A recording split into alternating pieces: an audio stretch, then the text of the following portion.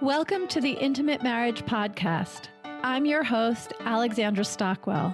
I'm a physician and an intimate marriage expert, and I specialize in showing educated, successful couples how to have incredible, passionate relationships. I've been married for 25 years. My husband and I have 4 children and full professional lives, and we've created an amazing relationship. If you want to deepen your understanding of your own relationship and learn to access new heights of emotional, sensual, and erotic intimacy, you're in the right place. I will show you how.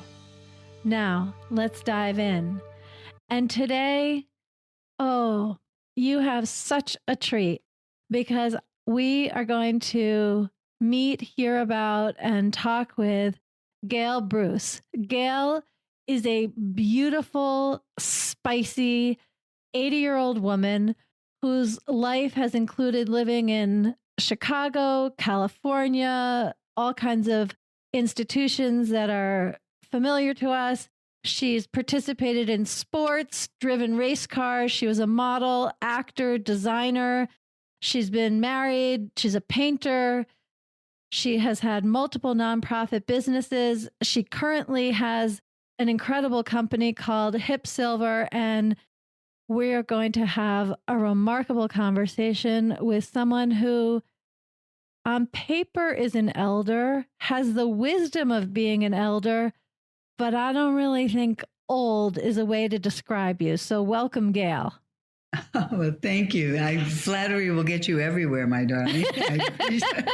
Thank you. I needed that encouragement today. Thanks. Okay, well, actually, have you used flattery to get somewhere interesting in your life? Oh, I think not so much flattery, but acknowledgement of somebody's characteristics or traits, as sometimes helps. I've also discovered that because I always think of flattery as compliment is very nice, and I use compliments a lot. I think of flattery kind of as somebody saying something to get something in a way. So I was kind of making a joke when I said that, where I have found that when you're engaging with somebody, if you find something nice to say about them, if they've got a pretty scarf on or something that's attractive, it always makes the conversation move a little bit more smoothly. And so, yes, I have used compliments to move a conversation along. Yeah, that's a long-winded answer. Forgive me. Yeah, but it's good. And I really enjoy what you've said, specifically because I think that's an easy tool, if you will, to also use in our intimate relationships. And it's often saved for more professional context or when there's a more clear agenda. And in fact, saying something like that to your beloved has just the same beautiful effect to create a little connection, a little openness. And with that, I'd love to transition and ask you how you met your beloved husband and tell us a little bit about your marriage. Well, my marriage was quite remarkable, and I miss him every day. We were married for over 50 years, and he was my best friend. He was my lover, the father of my child, my grandchildren, my partner in life, in business, and everything. And he was an amazing person. And when you said that thing about using flattery with or nice compliments with people that you love, I was so blessed because I woke up every morning to this man looking at me and telling me how much he loved me and how wonderful I was. And it gave me the confidence and the ability to do things that I might never have even thought about attempting. And I can't tell you how grateful I am that I fell in love with him, found him, and had enough sense to marry him when he asked me. He was incredible. He was very handsome. He was a wonderful commercial television director. I met him in California. I was doing casting and pre-production in those days. And we worked together. And we had an incredible relationship.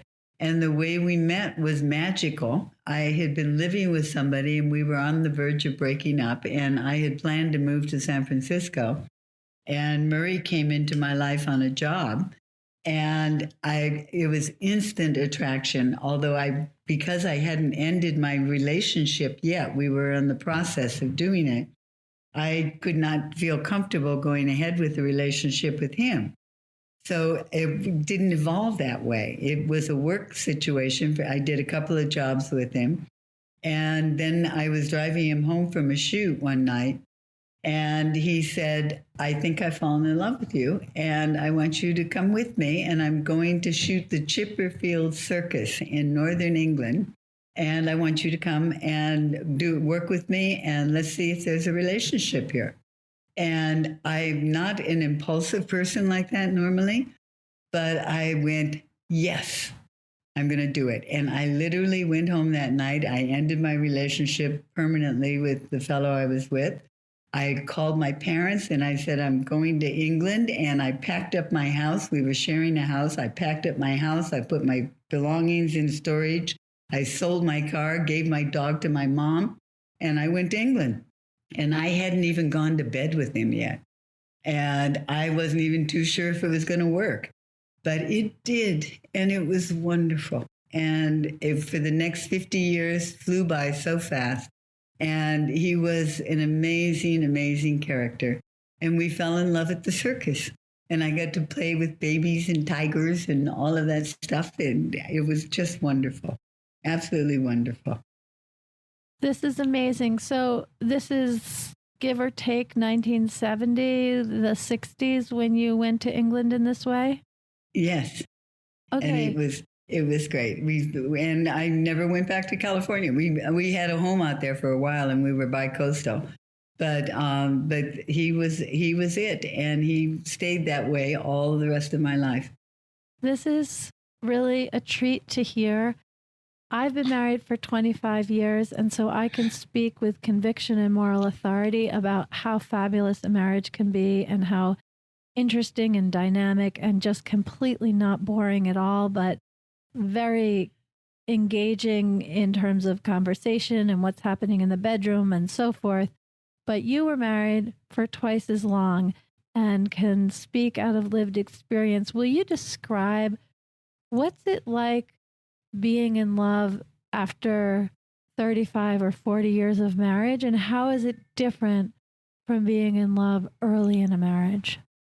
Well, when you're at the early stage of our marriage, it was all moonlight and roses. It was wonderful. It was so exciting. We were traveling. We traveled a lot.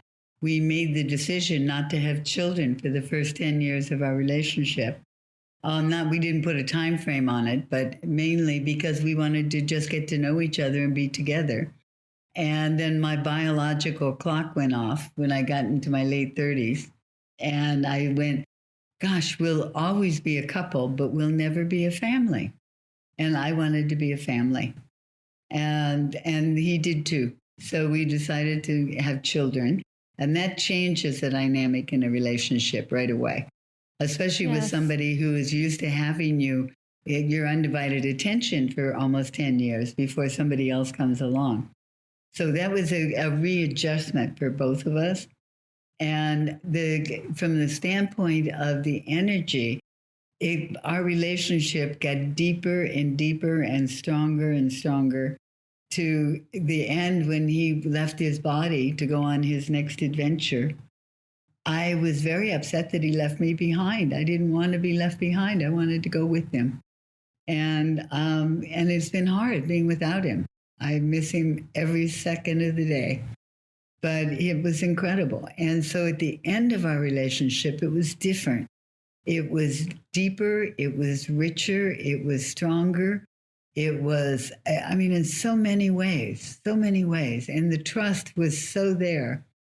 I believe that having a fantastic relationship is a learnable skill, and that when we put attention on our own growth and willingness to be more self-expressed and receive more of our partner's full self-expression, that we can really grow and deepen and turn on the erotic and companionship energies. And so, yes, I think it's really important whom you choose to partner with, but it's not just whom you choose, it's also how each of you participate in that relationship that determines its quality. I think you're absolutely right. I think that's very, very true. I mean, one of the things that I loved about my husband is that I could say anything to him or talk about anything. There were no boundaries in the sense of sometimes I see couples where they say, I'm sorry, I'm not going to talk about that. And we never had that. I mean, anything that we needed to talk about, we could say. And we never, also, my mother had told me when I was young, never go to sleep on your anger.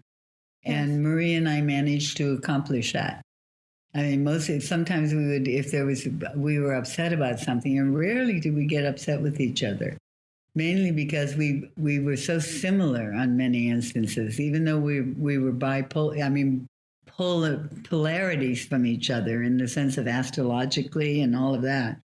We were very, very similar. Our likes and dislikes, the food we ate, everything was very similar. That's so interesting. And for somebody listening, I would say rather than looking for your soulmate, look for how you can cultivate the ability to be so self-expressed as you describe being. I think that is so amazing. Well, we were very lucky. And we would keep, if the other one wanted to back out of the conversation, we would encourage each other with that by saying we've always said we were going to lay it on the table. And it's important that we do that.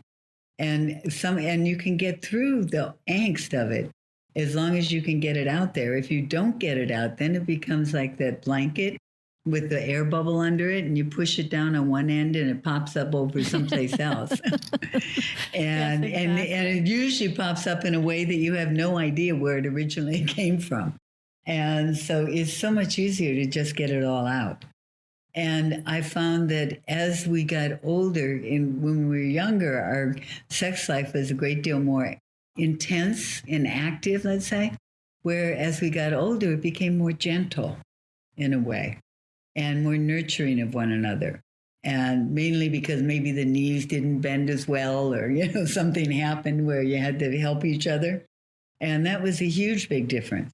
And that was an incredible learning experience also. Yeah, and then Murray, an athlete, a surfer, had an accident. Will you tell us about that? Well, he broke his neck in 2001. We were in our home in Tortola, and he went swimming. And I grew up in Southern California, and I was a big surfer and loved to body surf and board surf. And I got in, and where the inlet was, where our house rarely was, almost always flat. There was hardly ever any waves. And this time there was incredible waves. And I got very excited. I said, oh my God, this is great. Let's go. We can body surf. So we jumped in. Well, I took the first wave in, and the wave crashed on the sand. And I went, this is way too dangerous. I grew up in Southern California. I know those kind of waves. You don't get in them. And I said, you got to get out. This is too dangerous. And he said, no, just one more run. And that was the run that took him out. And it turned him upside down, and he landed on his head, unbeknownst to me, because I went up to lay on the beach. And all of a sudden it was too quiet, and there was nobody on the beach, and I didn't see him. And I started praying, and I said, oh, please, God, let him be okay. And it's funny how all the Catholicism that you avoid all your life comes back again when something like that happens. And all of a sudden he stood up out of the water holding his head, and he called my name, and I had never heard him call my name like that ever, in that tone of voice. And I started running towards him. And there was one other person on the beach, a small lady. And as she's running, you know how you get those odd moments when something happens like that, and you have odd thoughts that stay with you. And my thought when I saw her was, oh, she's so tiny, she's never going to be able to help me get him up out of the water, right? And she was amazing. And she recognized right away that he had broken his neck. And I hadn't, because I was going to put him in a car and try and rush him to the hospital. And she said, no, we have to wait for an ambulance. And to make a long story short, he had broken it in two places. It's actually the exact same accident that the actor Christopher Reeves had. Oh, yes. Who was so instrumental in helping change all the wheelchair laws and all of that, which was such a good thing. But in Murray's case, it had punctured his spinal column, his spinal cord. It hadn't severed it like they had Christopher's. And so he was able to go into a halo brace, and he was in it for about 6 months. And then he had a hard time. And the doctor had said it was going to take, it could take up to 4 or 5 years before he was fully recovered, because evidently when your brain gets joggled around inside your skull, it gets very bruised, but there's no way you can read the bruising on an MRI or a CAT scan. And so, or from what I understand, and certainly 20 years ago or whatever it was. And so the doctor said he could be better in a year. It could take up to 5 years, and it took about 4 before he really came back. And it was a huge transition for him, and one for both of us, because we had to start our relationship almost all over again in a way, because he wasn't able to go back to work.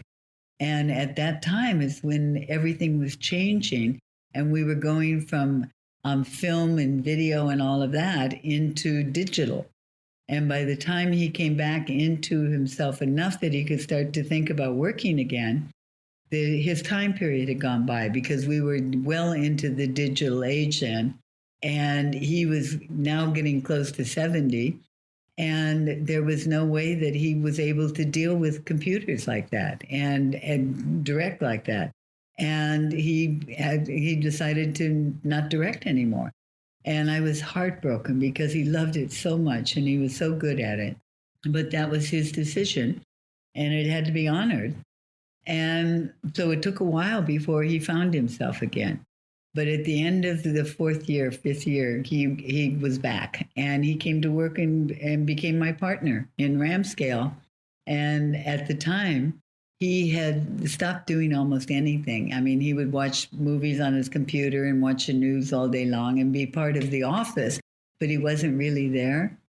And so I was up for a grant from the Kellogg Foundation, and he wanted to go to Tortola. And I said, I can't leave the country, but you can go down. And when I come down in about a month, I want you to have decided what you're going to be when you grow up. Because if you're not going to direct anymore, you got to do something with your life. You can't just sit around. And he said, I don't know what to do. And I said, well, think about it. You have a whole month. And when I got down there, I said, okay, what are you going to do? And he said, well, my name's on the door, because our company is called Ramscale, and he was an Aries and I was a Libra. And he said, so I'm going to help you. And I went, great. And we shook hands, and he became absolutely invaluable. And an incredible new relationship sprung out of that. And it was even more fun, if that was humanly possible.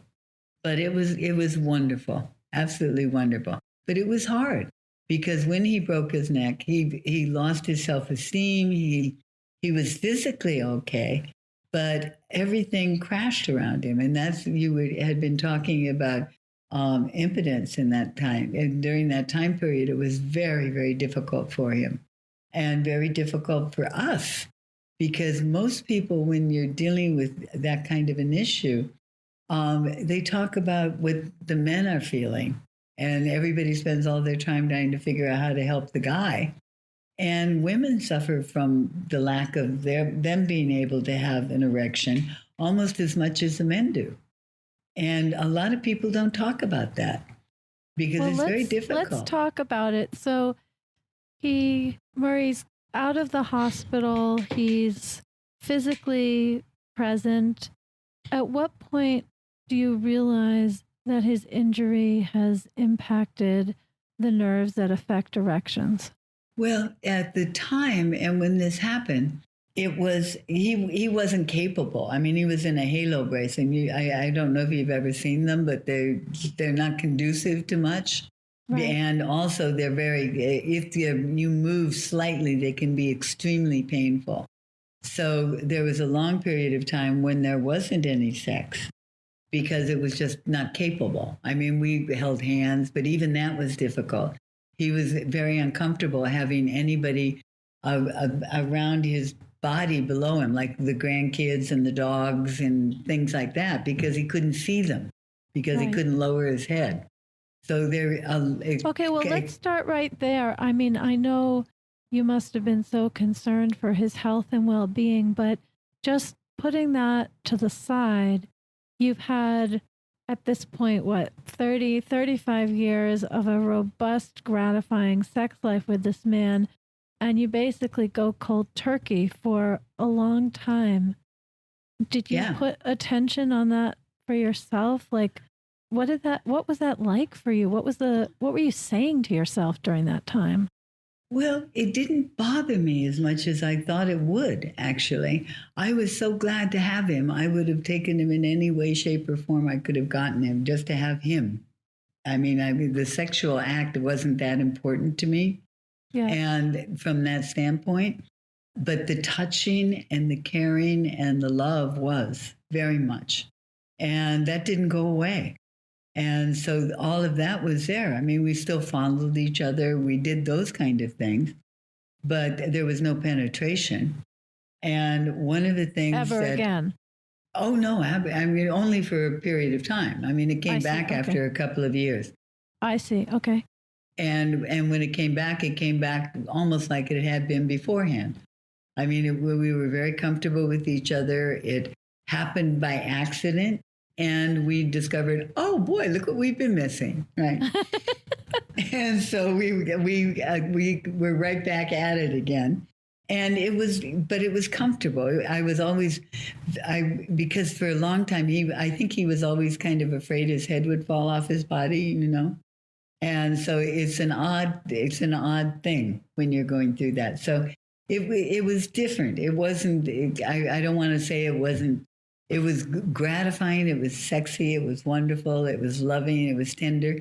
It wasn't as, I don't want to say, I'm trying to search for a word here. I don't want to say volatile or anything like that, but it was more gentle. Do you know? I understand. Well, and I like that.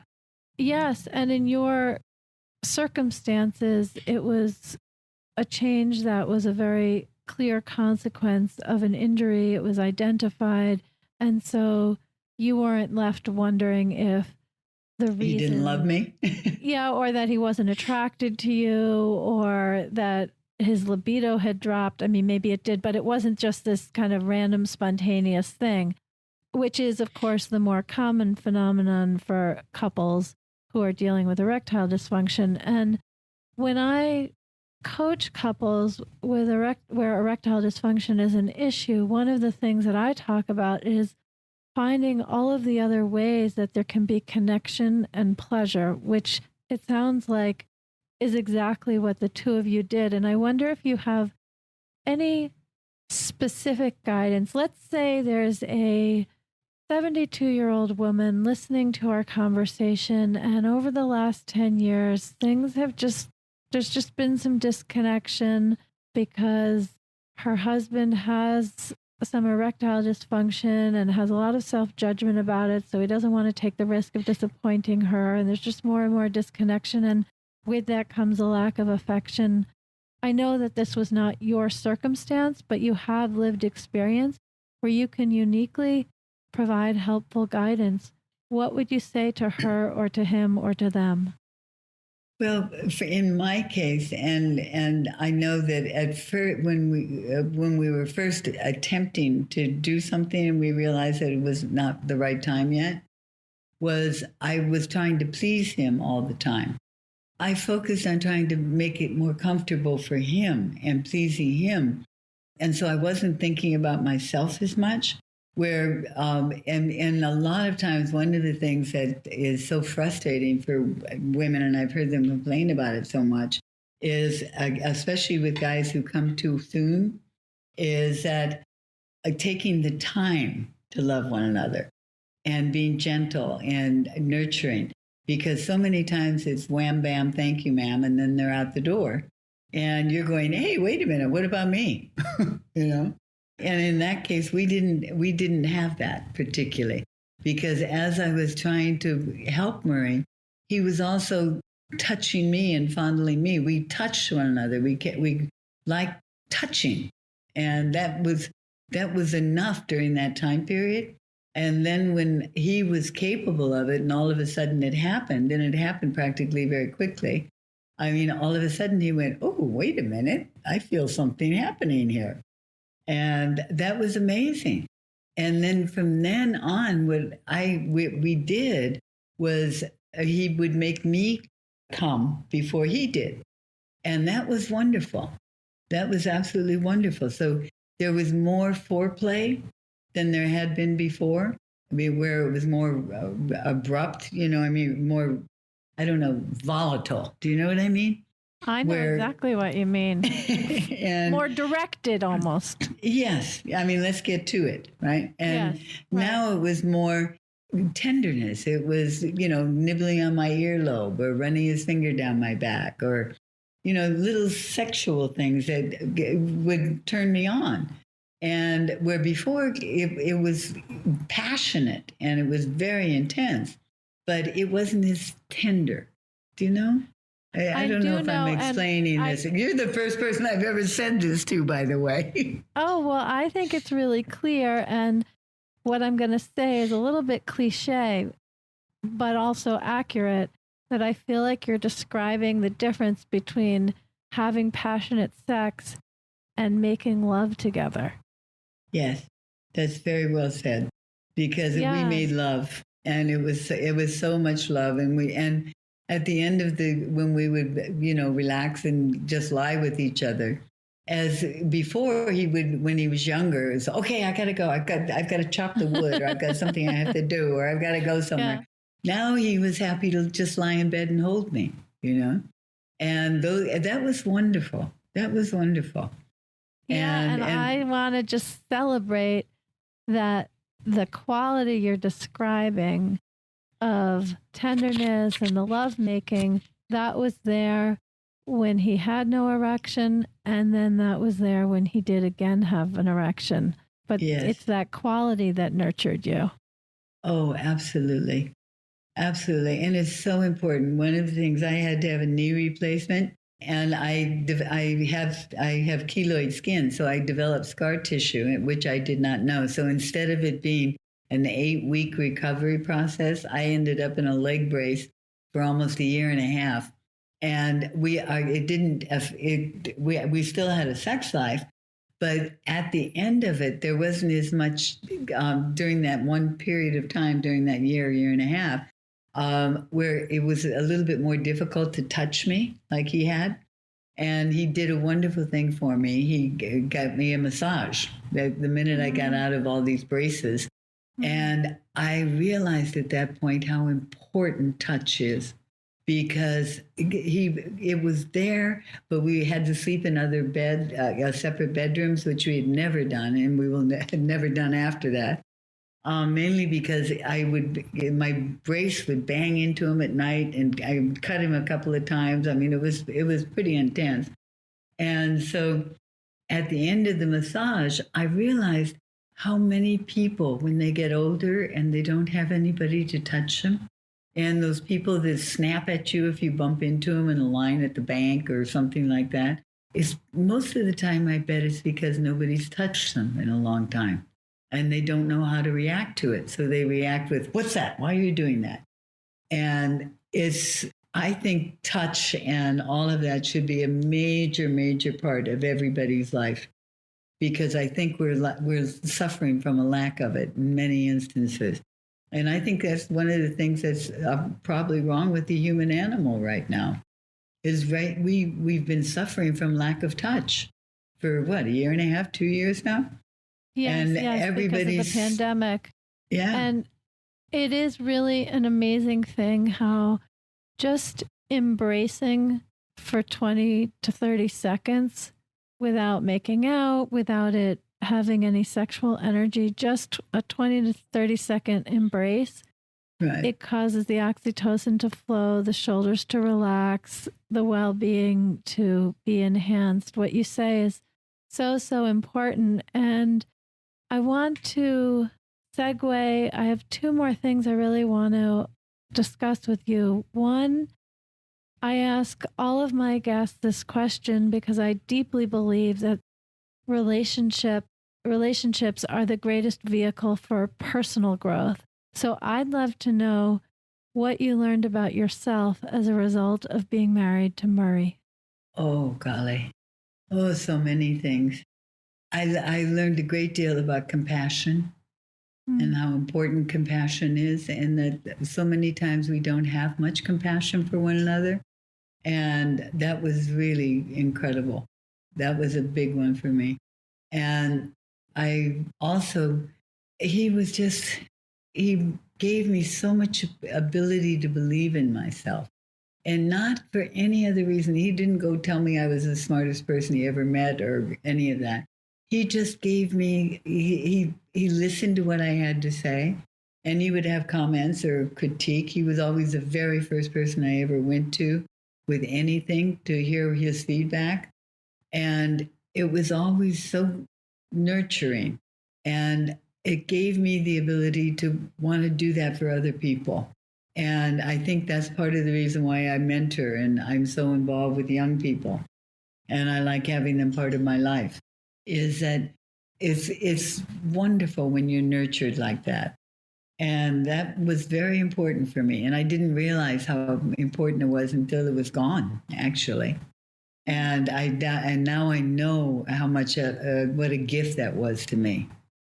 Did that answer what you wanted? Absolutely. Absolutely. It inspires a lot of questions, particularly what it was that had you become aware of compassion. But I'm going to leave that as something open for me and any listener to just consider ourselves and ask you to speak about HipSilver. You are 80 with incredible entrepreneurial ideas. Will you talk about what it is to be a silver and what your company is all about?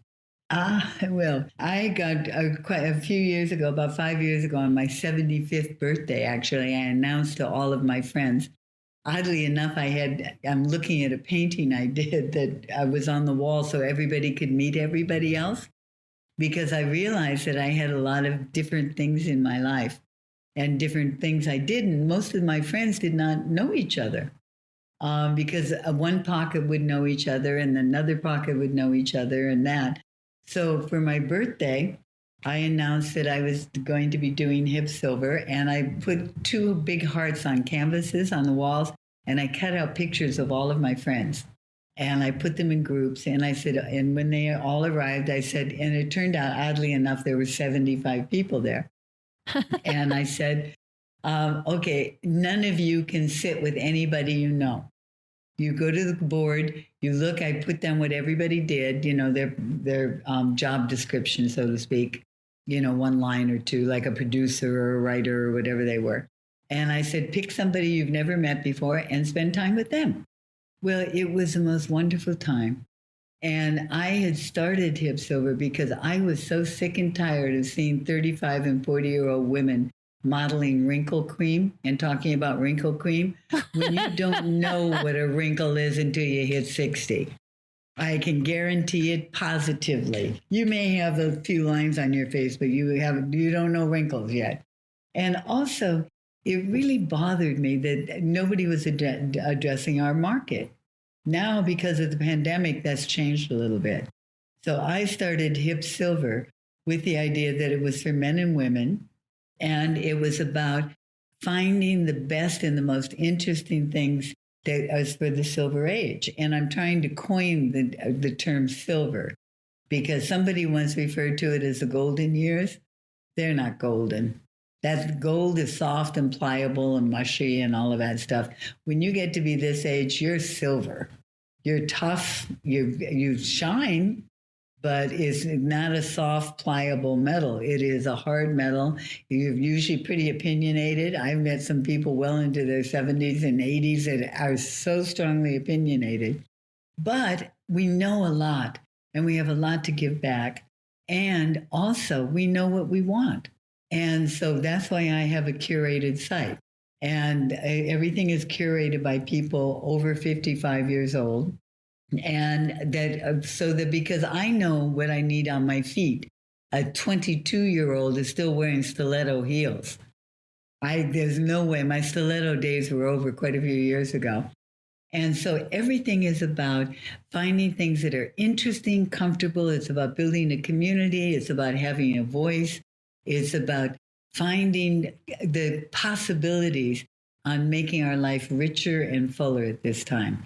And I'm very excited about it. One of the things that I can't believe is we're very lucky because we're one of the few sites out there that almost half of our audience is men, and which is very unusual for a website like that. So we find supplies, we're doing all kinds of interesting stories on medicine, because it's not about what is happening in the cutting edge end of medicine. Is why are we getting arthritis at this age? And what can we do to make it better and help the people coming behind us so they don't make the same mistakes that we did? And what can we eat that will be better for us? So we have a fellow by the name of Rob Graham, who is a chef, but he's first and foremost a doctor. He graduated from Harvard as an alternative medicine doctor, opened his practice, worked with Andrew Weil, all the top people in the field. And then he realized all of his patients were sick because they didn't eat properly. So he quit, he had closed his practice and went back to school and became a chef. And now we call him Dr. Rob the Chef. And he talks about what the things you can eat to make your heart better. And we're now getting more and more adept at learning these things. So HipSilver is about information, it's about community, it's about beautiful things, it's about, eventually will be about travel and all of the things that we love to do at this age. And so it's a very exciting site, and we're letting it grow organically at the moment. And I'm very excited. I think we have a need for it. There's very few places for people to go and find things that are actually directly related to our age. There's people that are blogging, but we want to be the platform for the best blogs out there about the Silver Age. We want to have the best shoes. We want to have the best travel. We want to have all of the best that we can find for the Silver Age. And that's what we're building and starting to grow. And the one thing among the very many you've already said that I think is important for people of all ages is that if you want to find a gift for someone you love who's in the Silver Age, there are amazing collections of attire and other kinds of gifts. Oh, and then absolutely. you don't need to wonder what your grandmother would want. You can just go to HipSilver.com and pick something there. Absolutely. And it's going to get better and better. Now that the pandemic is lessening a little bit, please God, we have a better shot at finding more and exciting things. So the world is opening up like crazy for the Silver Age and for the people coming behind us. I mean, I even want to have a section very much like you do on where we put a panel together of maybe 5 grandparents where kids can write in, because our families are so dispersed now. And you don't have your auntie living next door or your grandmother down the street. Half the time they live halfway around the planet. And where do you go for advice and counsel when you're, 18 years old, 16, 12, and you don't have anybody that's a member in your family to talk to? Where do you go? I would like to make that available. I really love that. I think one of the the lack of touch is really problematic for human beings, and the lack of role models in fantastic relationships is as well. And in this conversation, you have described an incredible relationship that defies all of the cultural presumptions about relationships becoming dehydrated over time. And I am so grateful that you've spoken about your 50-plus year love affair. I'm so glad that you've had this conversation with me, Gail. Thank you. Oh, Alexandra, thank you. And thank you for letting me talk about Murray. He is a treat. He's a treat and you're a treat. So thank you. Thank you, darling, very much. And keep up the good work you're doing. It's so important. Thank you for listening to the Intimate Marriage Podcast. For more information about Alexandra, her book, and her coaching services, go to theintimatemarriagepodcast.com.